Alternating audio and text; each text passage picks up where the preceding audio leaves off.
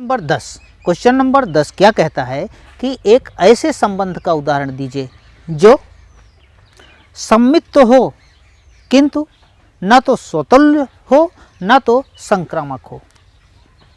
Means तीन बातें तो होती हैं, क्या क्या कि रिफ्लेक्सिव, सिमेट्रिक एंड ट्रांजिटिव।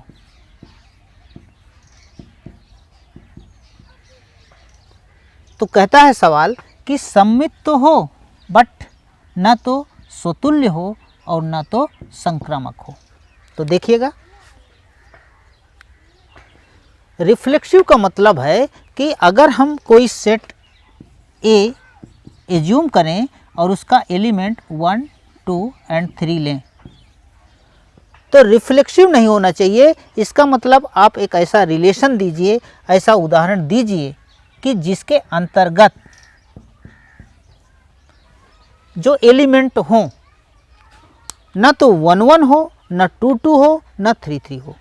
दूसरी बात, ट्रांजिटिव भी न हो, मतलब अगर ए बी है, बी सी है तो ए सी नहीं होना चाहिए।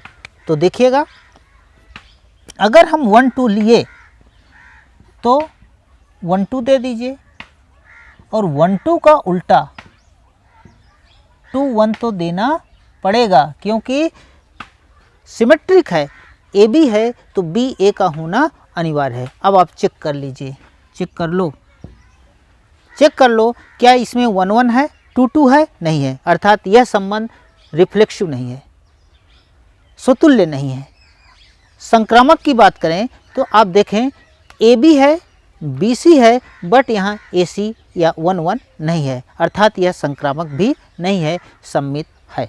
क्वेश्चन नंबर 2 में क्या उदाहरण देना है? उदाहरण ये देना है कि ऐसे संबंध का उदाहरण दीजिए जो कि संक्रामक तो हो, न तो स्वतुल्य हो, न तो सम्मित हो। तो देखें, अगर हम माने कि एक सेट ए है, उसका एलिमेंट 1, 2 एंड 3 है। अब 1, 2 और 3 एलिमेंट को लेकर हमें ऐसे रिलेशन बनाने हैं कि जो कि संक्रामक तो हो जाए, लिंक मीन्स ए बी हो, बी सी हो और ए सी भी मिल जाए, बट ए न मिले, ए बी का उल्टा बी ए न मिले। आइए देखते हैं।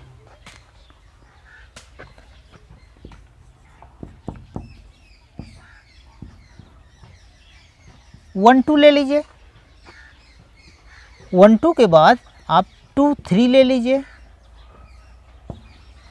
2, 3 के बाद 1, 3 ले लीजिए। 1, 2 हो गया, 2, 3 हो गया, तो 1, 3 तो होना चाहिए। 1, 3 इसलिए होना चाहिए तभी तो संक्रामक हो पाएगा।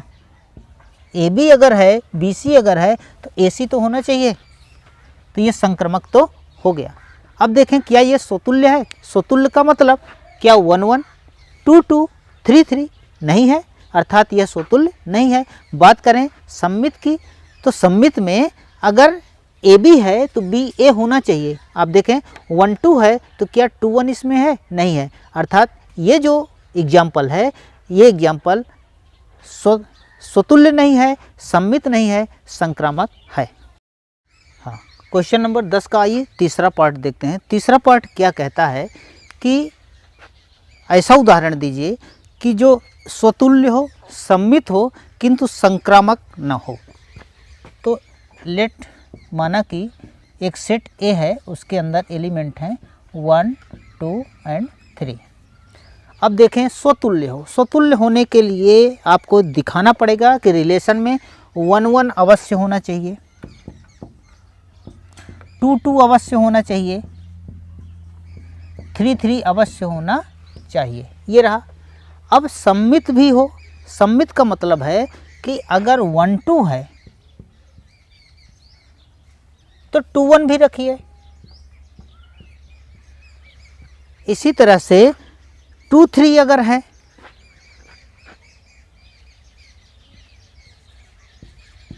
रिलेशन में तो 3, 2 भी रखिए। अब आप देखेंगे कि यह स्वतुल्य है, सम्मित भी है। अब आइए इसकी ट्रांजिटिविटी चेक करते हैं कि क्या यह संक्रामक तो नहीं है। क्योंकि दिखाना है कि संक्रामक नहीं होना चाहिए। तो देखें, अगर आप 1 2 ले लेते हैं और 2 3 ले लेते हैं, 1 2 एंड 2 3, 1 2 एंड 2 3, तो मिलना चाहिए 1 3। ट्रांजिटिव के लिए 1 3 होना चाहिए। तो आप चेक कर लीजिए क्या यहाँ कहीं 1 3 है? 1 3 नहीं है, अर्थात यह रिलेशन स्वतुल्य है, सम्मित है और संक्रामक नहीं है। नेक्स्ट पार्ट दिखाना है कि यह संबंध, ऐसा उदाहरण दीजिए कि स्वतुल्य हो, संक्रामक भी हो लेकिन सम्मित ना हो। तो लेट एक सेट है 1 2 एंड 3, और यहाँ से हमें ऐसा रिलेशन लेना है कि स्वतुल्य हो, मतलब 1 1 भी होना चाहिए, फिक्स है, इतना तो तय है, आप इतना पहले ले लीजिए, 2 2 हो, 3 3 हो, ये तो रहा स्वतुल्य। अब देखना है कि संक्रामक भी हो। संक्रामक का मतलब है कि अगर ए बी है, बी सी है तो ए सी होना चाहिए,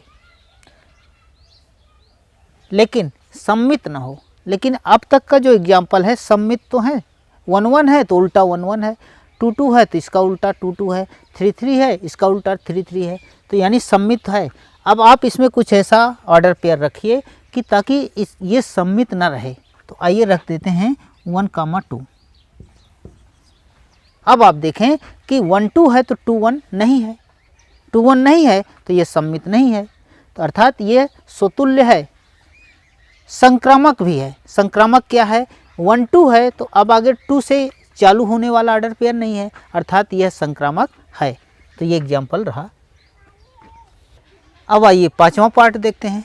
पांचवा पार्ट है, क्या कहता है कि आप ऐसा एग्जाम्पल बनाइए कि वह सम्मित हो, संक्रामक भी हो किंतु स्वतुल्य न हो, अर्थात 1 1 नहीं होना चाहिए।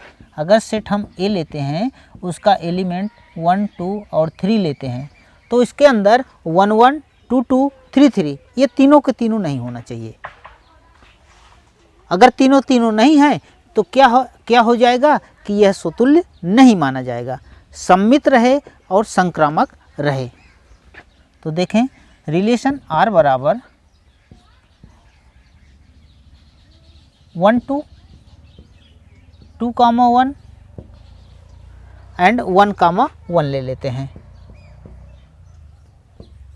अब आप देखें स्वतुल्य नहीं है, ये 1 1 तो है, 2 2 भी होना चाहिए, 3 3 भी होना चाहिए, तो 2 2 और 3 3 नहीं है, इसलिए यह स्वतुल्य नहीं है।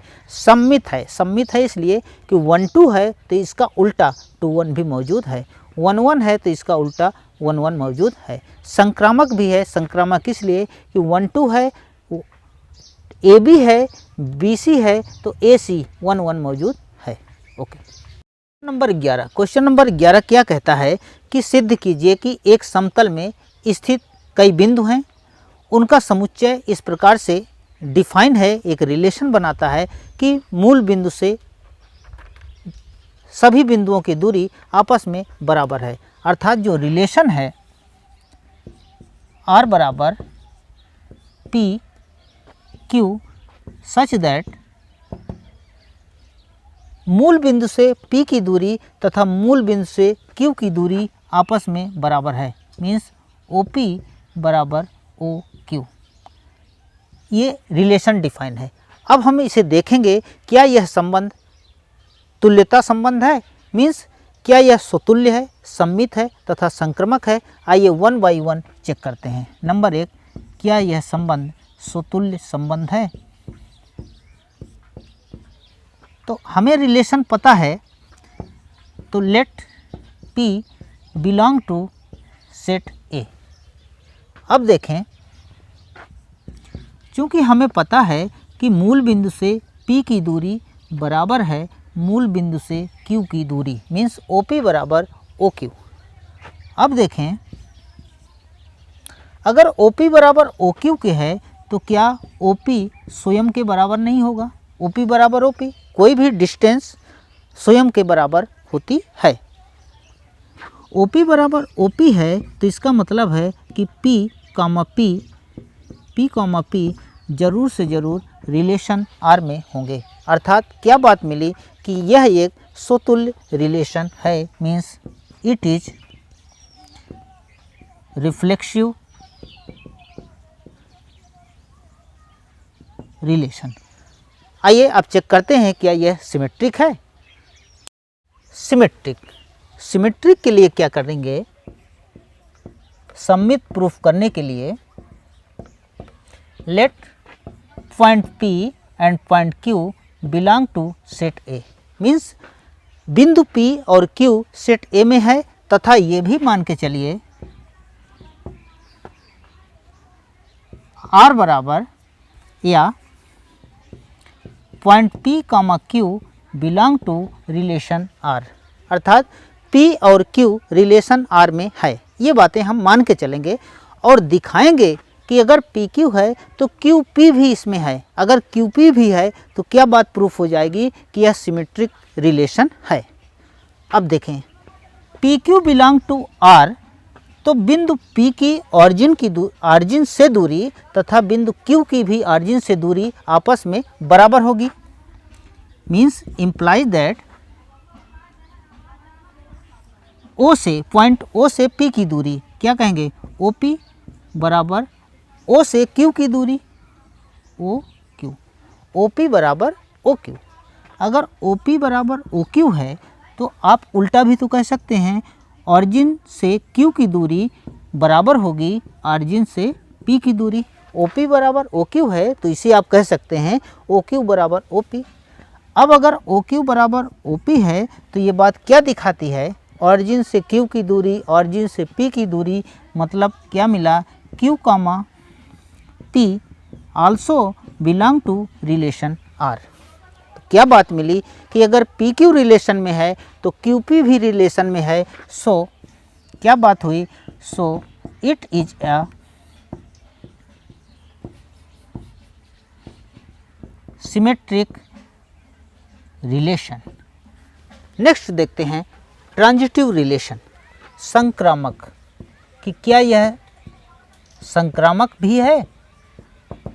तो let point P, point Q and point S belong to set A। P, Q और S सेट A में है, तथा और भी मान के चलेंगे हम लोग, ये मानेंगे कि PQ belong to relation R and also Q, S belong to relation R।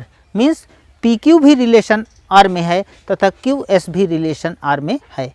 अगर PQ, because PQ belong to relation R, अगर रिलेशन R में PQ है तो इसका मतलब है कि ऑरिजिन से P की दूरी बराबर होगी ऑरिजिन से Q की दूरी, ऑरिजिन से P की दूरी बराबर होगी ऑरिजिन से Q की दूरी, इक्वेशन 1।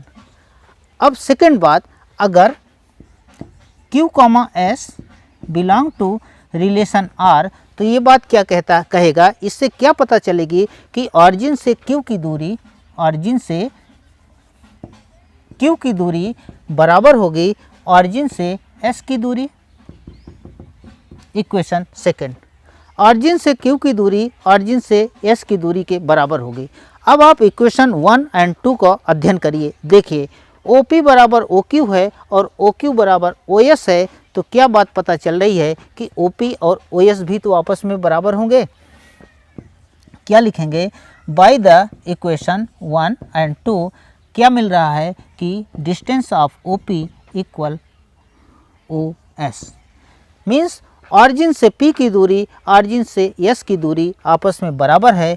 तो यहाँ से पता चला कि P, S belong to relation R। अगर OP है, अगर PQ है, QS है, तो PS भी मिल रहा है, अर्थात यह एक संक्रामक संबंध है। It is a transitive relation. अब आगे इसी सवाल में सेकंड पार्ट भी है, कहता है कि दिखाइए कि P is not equal 0, 0 means मूल बिंदु ना हो। तो P से होकर जाने वाले सभी वृत्तों का जो समुच्चय है वह एक वृत्त को निरूपित करता है। अर्थात क्या है, बात क्या है कि अगर ये कार्टेशियन प्लेन है और यहाँ पर हम ऑरिजिन ले लें, मूल बिंदु से समान दूरी पर, मान लो ये है एक पॉइंट, ये इस तरह से बराबर दूरियों पर हम कई पॉइंट को ले लें, बराबर दूरी जो कि ऑरिजिन से समान दूरी पर है, तो और इनको आपस में जब आप मिलाएंगे तो ये क्या बनेगा, एक सर्कल बनेगा।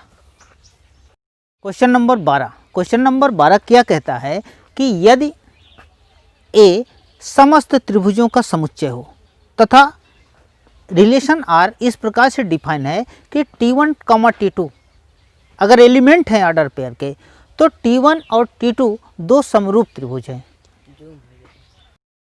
क्वेश्चन नंबर 12 है कि अगर A समस्त त्रिभुजों का समुच्चय है, मीन्स ऑल टाइप के ट्राइंगल उसमें हैं, और रिलेशन इस प्रकार से डिफाइन है कि T1, T2 अगर ऑर्डर पेयर हैं तो T1 और T2 आपस में समरूप त्रिभुज हैं। तो सिद्ध कीजिए कि यह एक तुल्यता संबंध है, इक्विवेलेंस रिलेशन है।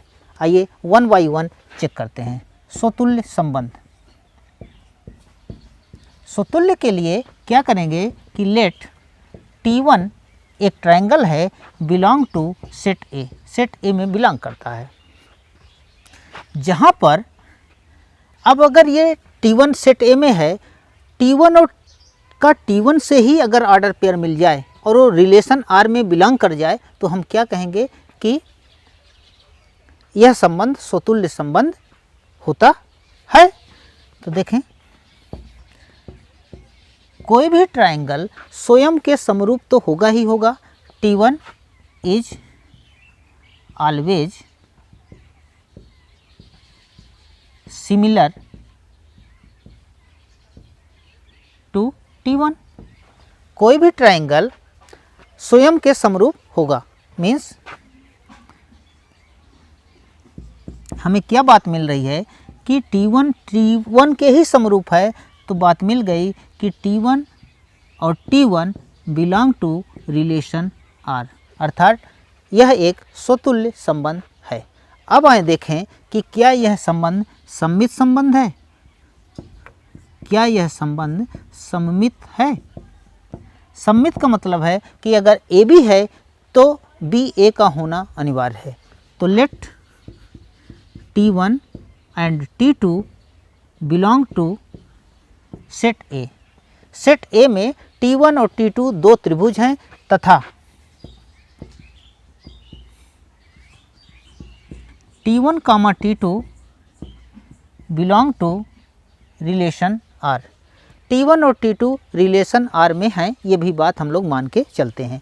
अगर T1, T2 रिलेशन R में है तो इसका मतलब क्या हुआ कि T1 त्रिभुज जो है T2 के समरूप है, T1 T2 के समरूप है, तभी तो रिलेशन R में है। समरूप है तभी तो रिलेशन R में है। अगर T1 T2 के समरूप है तो इसका मतलब T2 भी तो T1 के समरूप होगा। इसका मतलब उल्टा भी होगा कि T2 त्रिभुज जो है T1 के समरूप होगा। अगर T1 T2 के समरूप है तो T2 T1 के समरूप होगा। अब अगर T2 T1 के समरूप है तो इसका मतलब क्या हुआ कि ये जो T2, T1 है अवश्य रिलेशन R में बिलोंग करेगा। तो हमको क्या मिला कि T1 और T2 रिलेशन में है तो उल्टा T2 T1 भी रिलेशन में है, अर्थात यह रिलेशन एक सिमेट्रिक रिलेशन या सममित संबंध है। अब आइए देखें क्या यह संबंध संक्रामक भी है।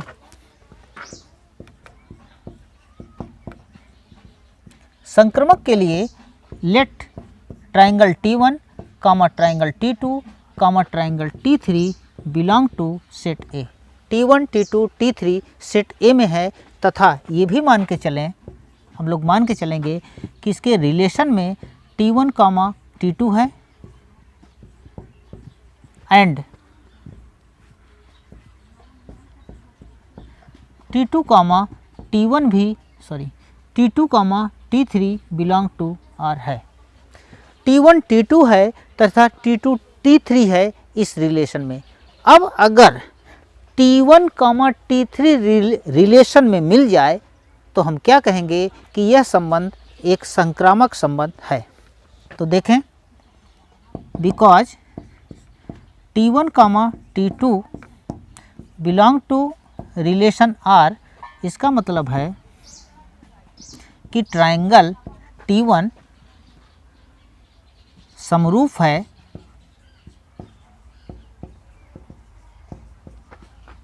ट्रायंगल T2 के, T1 समरूप है T2 के, तथा अगर रिलेशन में T2 कामा T3 भी है, हमने माना है, तो belong to R, relation R में है, तो इसका मतलब है कि T2 T3 के समरूप है।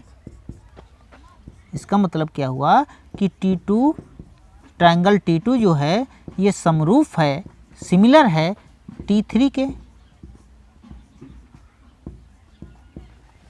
अब अगर हम कहें कि ये दोनों स्टेटमेंट 1, स्टेटमेंट 2, T1 T2 के समरूप है तथा T2 T3 के समरूप है, तो इसका मतलब है कि T1 और T3 भी तो समरूप होंगे। यहाँ से हम लोगों को क्या मिल रहा है कि T1 समरूप है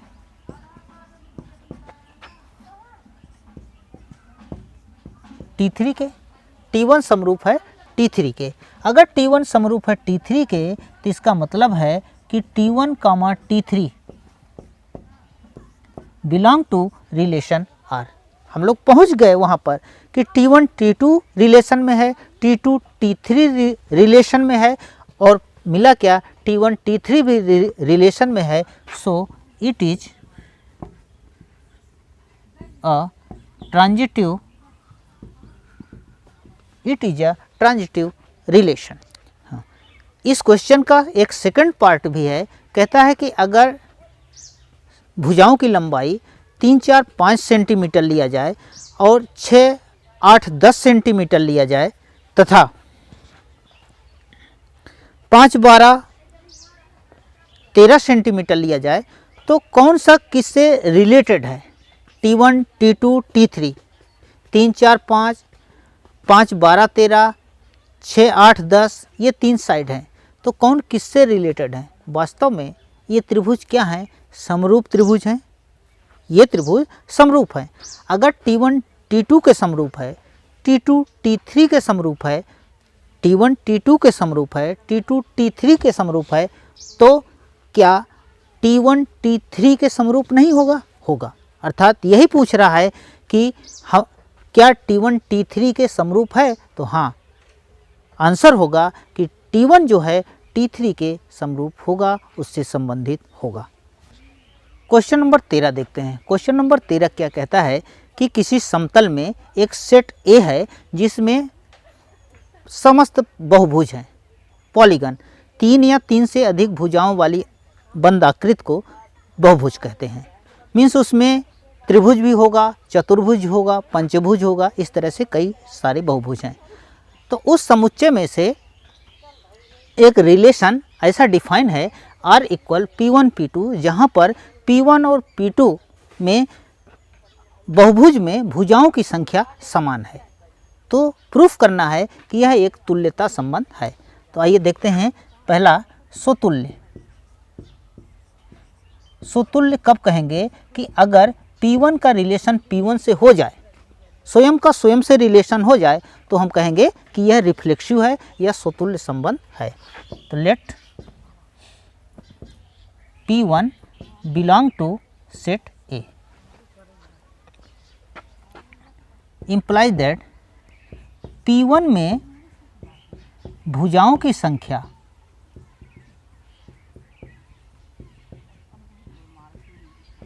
P1 में भुजाओं की संख्या, P1 क्या है? बहुभुज है। बहुभुज P1 में भुजाओं की संख्या बराबर होगी किसके? स्वयं के बराबर होगी। किसी भी व्यक्ति की ऊंचाई स्वयं के बराबर है, कोई भी बहुभुज स्वयं के बराबर होगा। तो P1 में भुजाओं की संख्या बराबर होगी P1 में भुजाओं की संख्या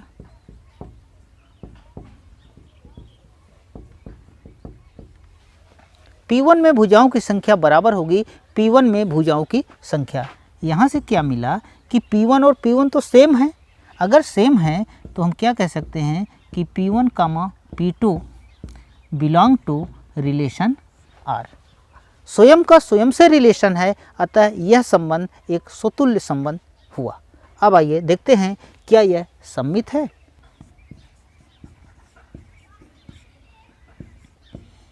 सम्मित के लिए आइए मानते हैं लेट दो polygon P1 comma P2 belong to set A। उस समुच्चय में P1 और P2 दो बहुभुज हैं तथा ये भी मान के चलेंगे कि उस रिलेशन में P1 कामा P2 यहाँ 1 होगा, P1 comma P2 belong to relation R। उस रिलेशन में P1 कामा P2 हैं। P1 कामा P2 अगर रिलेशन R में है तो इसका मतलब क्या हुआ कि P1 में भुजाओं की संख्या बराबर होगी P2 में भुजाओं की संख्या। इम्प्लाइज दैट पॉलीगन P1 में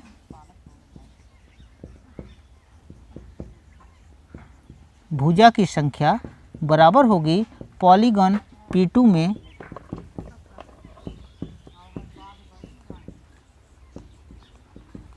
भुजा की संख्या। P1 में भुजा की संख्या बराबर है P2 में भुजा की संख्या। इसका उल्टा भी तो कहा जा सकता है कि P2 में भुजा की संख्या बराबर P1 में भुजा की संख्या। पॉलीगन P2 में भुजा की संख्या बराबर पॉलीगन P1 में भुजा की संख्या। अब P2 P1 दोनों बराबर हैं तो इसका मतलब क्या मिल रहा है कि P2 P1 belong to relation R। अर्थात हम लोग ये मान के चले थे कि P1 और P2 रिलेशन R में है, P1 P2 रिलेशन R में है और मिला क्या कि P2 और P1 भी रिलेशन R में है। अर्थात अगर AB है तो उसका उल्टा BA भी मौजूद है, अर्थात यह रिलेशन एक सिमेट्रिक रिलेशन या सम्मित संबंध भी हुआ।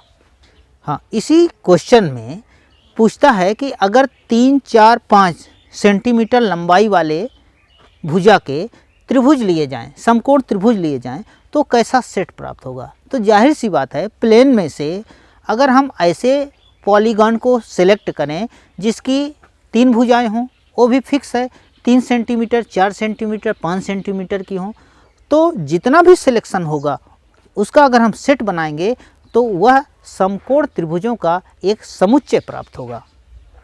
हाँ, क्वेश्चन नंबर 14 क्या कहता है 14 नंबर कि XY एक समतल है, उस समतल में उपस्थित समस्त रेखाएं हैं, रेखाओं का समुच्चय A है। अब एक ऐसा रिलेशन रेखाओं में डिफाइन है कि R बराबर L1 L2, जहाँ पर L1 जो लाइन है L2 लाइन के समांतर है, मीन्स पैरेलल लाइनों का ऑर्डर पेयर लिया गया है। तो दिखाना है कि क्या यह संबंध जो रेखाओं के बीच डिफाइन है क्या यह तुल्यता संबंध है, मीन्स इक्विवेलेंस है। इक्विवेलेंस हम तब कहेंगे अगर हमारा रिलेशन स्वतुल्य हो जाए, सम्मित हो जाए तथा संक्रमक हो जाए। अगर तीनों बातें मिलती हैं तो रिलेशन एक इक्विवेलेंस रिलेशन या तुल्यता संबंध हो जाएगा। आइए देखते हैं 1 बाई 1 स्वतुल्य संबंध। स्वतुल्य के लिए let L1 belong to set A। सेट A में से हमने एक लाइन A को चुना तो क्या बात मिलती है, प्रत्येक लाइन स्वयं के समांतर होती है कि नहीं होती है। कोई भी लाइन स्वयं के समांतर सदैव होती है। तो लिखेंगे L1 is parallel to itself. L1 line L1 के पैरेलल है, मीन्स क्या लिखेंगे L1 is parallel to itself L1। L1 के पैरेलल है, इसका मतलब क्या मिलता है कि L1 comma L1 belong to relation R। स्वयं का स्वयं से रिलेशन है, अर्थात यह रिलेशन एक स्वतुल्य रिलेशन या रिफ्लेक्सिव रिलेशन हुआ। आइए आगे। अब देखें क्या यह रिलेशन सममित भी है। सुतुल्य के बाद देखते हैं क्या यह रिलेशन सममित है। सममित के लिए let L1 line comma L2 line belong to set A. Set A से दो लाइन हमने L1 और L2 को सिलेक्ट किया और क्या मानेंगे कि let L1 comma L2 belong to relation R। ये बात हम मान के चलेंगे कि रिलेशन में L1 कॉमा L2 है। अगर L1 L2 है तो इसका उल्टा L2 L1 अगर मिल जाता है तो यह संबंध एक सिमेट्रिक संबंध या सममित संबंध हो जाएगा। अब देखें because L1 comma L2 belong to relation R। R में है तो इसका मतलब क्या हुआ कि L1 जो है parallel to L2, L1 L2 के पैरेलल है। अगर L1 L2 के पैरेलल है तो इसका उल्टा भी तो हुआ, L2 L1 के पैरेलल होगी। L2 line parallel to L1, L2 L1 के पैरेलल है। L2 अगर L1 के पैरेलल है तो इसका मतलब है कि L2 comma L1 belong to relation R। हम लोग मान के चले थे कि L1 L2 है और मिला क्या, L2 L1 भी है, A भी है तो इसका उल्टा BA भी है, अर्थात यह संबंध सो लिख देंगे सो इट इज सिमेट्रिक रिलेशन। अब आइए देखें क्या यह संबंध संक्रामक है।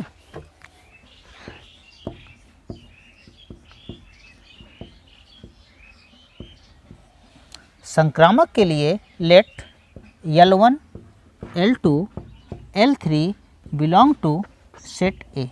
L1 L2 L3 सेट ए में तीन लाइन हैं तथा ये भी हम मान के चलेंगे L1 L2 belong to relation R and L2 L3 belong to relation R। L1 L2 relation में है तथा L2 L3 रिलेशन में है। अब आइए देखें because L1 L2 belong to relation R, अगर ये R में है तो इसका मतलब क्या हुआ, इसका मतलब ये हुआ कि L1 और L2 आपस में पैरेलल हैं, L1 पैरेलल टू L2। ये हम मान के चलते हैं कि ये स्टेटमेंट 1 हुआ। अब देखें सेकंड हमने ये भी माना है कि L2 L3 belong to relation R। Relation R में L2 और L3 भी हैं। अगर L2 L3 रिलेशन में हैं तो ये बात श्योर है कि L2 parallel to L3, L2 और L3 भी पैरेलल होंगी और ये स्टेटमेंट रहा सेकंड। स्टेटमेंट 1 एंड 2 से आप देखिए L1 L2 के पैरेलल है और L2 L3 के पैरेलल है, मीन्स कुछ ये कंडीशन है कि अगर ये L1 है और ये L2 है, L1 L2 के पैरेलल है, L2 L3 के पैरेलल है, इसका मतलब L1 और L3 भी आपस में पैरेलल हैं। तो इसका मतलब क्या मिला 1 और 2 से कि L1 parallel to L3। L1 parallel to L3 से ये पता चलता है कि L1 comma L3 belong to relation R। तो देखें L1 L2 belong to relation R, L2 L3 belong to relation R, तो मिला क्या L1 L3 belong to relation R। A B है, बी सी है तो ए सी मिल गया, अर्थात यह संबंध so it is transitive relation. इसी क्वेश्चन में पार्ट सेकंड भी पूछता है कि y equal to x plus 4 से संबंधित रेखाओं का समुच्चय क्या होगा। देखें जो रेखा का समीकरण होता है वो होता है y बराबर mx प्लस सी। y बराबर mx प्लस सी का ये मतलब है कि जो रेखाएं होंगी, ये जो c है कटान बिंदु होगा, मीन्स अगर एक्स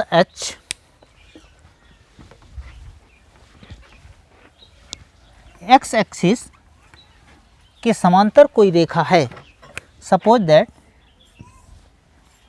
y बराबर 2x + 4 एक रेखा है, तो c की वैल्यू आप जैसे जैसे बदलते जाएंगे, ये 4 है, c की वैल्यू जैसे जैसे आप बदलते जाएंगे तो उसी तरह से और भी भिन्न भिन्न प्रकार की रेखाएं आएंगी और सभी रेखाएं एक दूसरे के समांतर होंगी।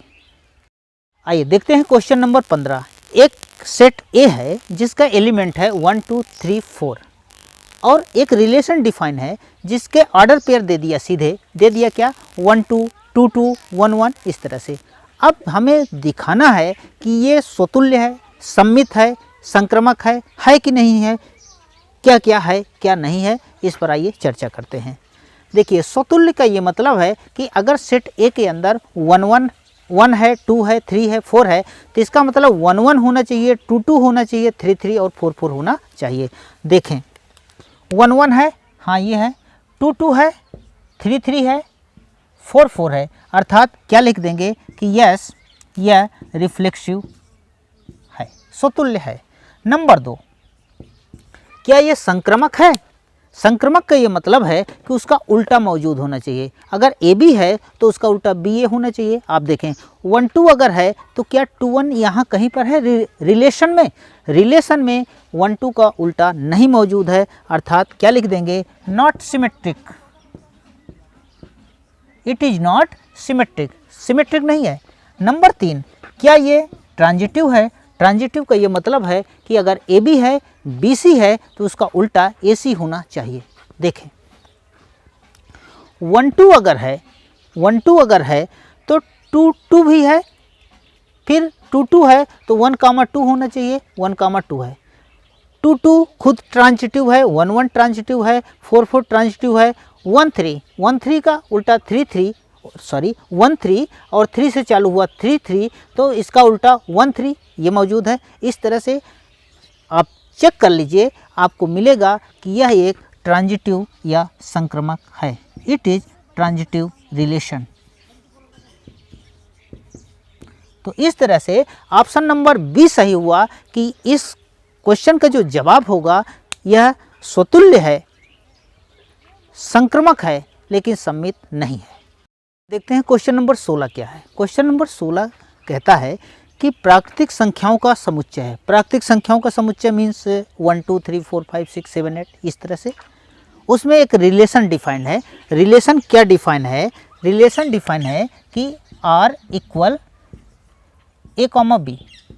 अब ए बी में क्या संबंध है? Such that A equal B minus 2 means A की जो वैल्यू है हमेशा बी से 2 कम होगी, या ए की वैल्यू बी से 2 कम होगी, या कहिए आप बी की वैल्यू ए से हमेशा 2 अधिक होगी। तो और क्या दिया कि b इज ग्रेटर देन 6, अर्थात b की वैल्यू आप क्या क्या ले सकते हैं? b की वैल्यू आप ले सकते हैं 7 8 9 10, ये सब आप ले सकते हैं। तो कौन सा कथन सही है? देखें बहुत ही आसान सवाल है। अगर हम कहें इधर मैं एज्यूम करूं a और इधर एज्यूम करूं b, तो देखें b की वैल्यू 6 से अधिक ले सकते हैं आप, 6 से कम, 6 या 6 से कम नहीं ले सकते, अर्थात आप b की वैल्यू 7 ले सकते हैं, 8 ले सकते हैं, 9 ले सकते हैं, इस तरह से आप ले सकते हैं। अब देखें b अगर 7 है तो आप यहाँ पर 7 रख दीजिए। अगर आप 7 यहाँ भरते हैं तो 7 माइनस 2 क्या आएगा 5, a की वैल्यू क्या आई 5। इसी तरह b की वैल्यू आप 8 भर दीजिए। जब आप 8 भरेंगे b की जगह तो a की वैल्यू क्या आएगी 6 आएगी। आप b की वैल्यू 9 ले लीजिए, 9 जब ले लेंगे तो a की वैल्यू क्या आएगी 7 आएगी। इस तरह से ऑर्डर पेयर जो बनेंगे, एक तो ऑर्डर पेयर बनेगा 5 एंड 7 का बन जाएगा, एक ऑर्डर पेयर बन जाएगा 6 एंड 8 का बनेगा, 7 एंड 9 का बनेगा। इस तरह से ढेर सारे ऑर्डर पेयर बनेंगे। अब आप ऑप्शन में देखें, ऑप्शन कहता है कि कौन सा सही है। देखें 5 7 क्या रिलेशन में ऑप्शन में है? ऑप्शन में नहीं है। 6 8 बिलोंग टू रिलेशन आर है, तो 6, 8 बिलोंग टू रिलेशन आर, अर्थात इसका ऑप्शन सी सही है।